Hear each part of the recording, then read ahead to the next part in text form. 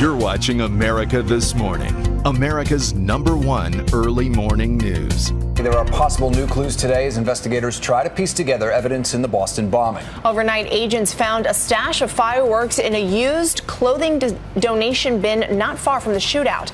FBI technicians hauled the bins away by truck. They are now poring over the explosives for any possible links. With more on the far-reaching investigation, we are joined by ABC's Devin Dwyer. Morning, Devin. Hey, good morning, John. Good morning, Diana. You know, we're learning some new details this morning about how the suspected bombers tried to flee Boston. Officials say they may have had plans to party in New York City.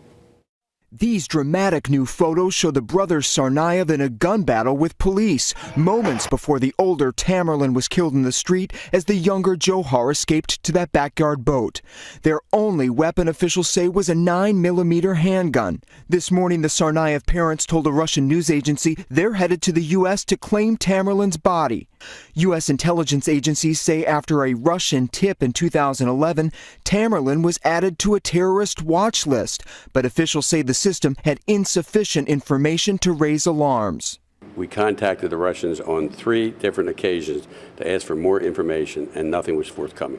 In Boston, more signs the city is trying to move on. Crowds visited memorials at the bomb site as local businesses repaired scars from the blast.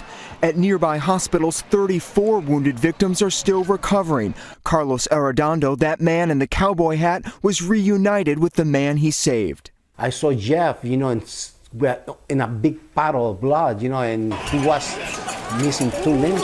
You gotta do the best you can. Across town, thousands of mourners hailed a hero who didn't survive, slain MIT police officer Sean Collier.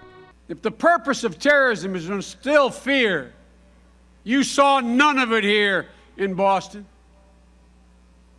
Boston, you sent a powerful message to the world.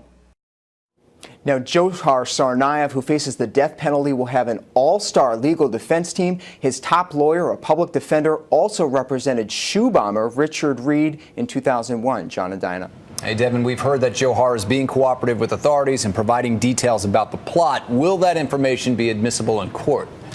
Well, authorities say much of the information they've gotten from Johar has come out before he was formally charged on Monday. That means it came out, he confessed to these details before he was read his constitutional rights, the so-called Miranda warning. It's unclear if that information, those details, will be admissible in a criminal trial, but officials say they may not need it. They have plenty of other evidence. Diana and John. All right, Devin Dwyer in Washington, thank you.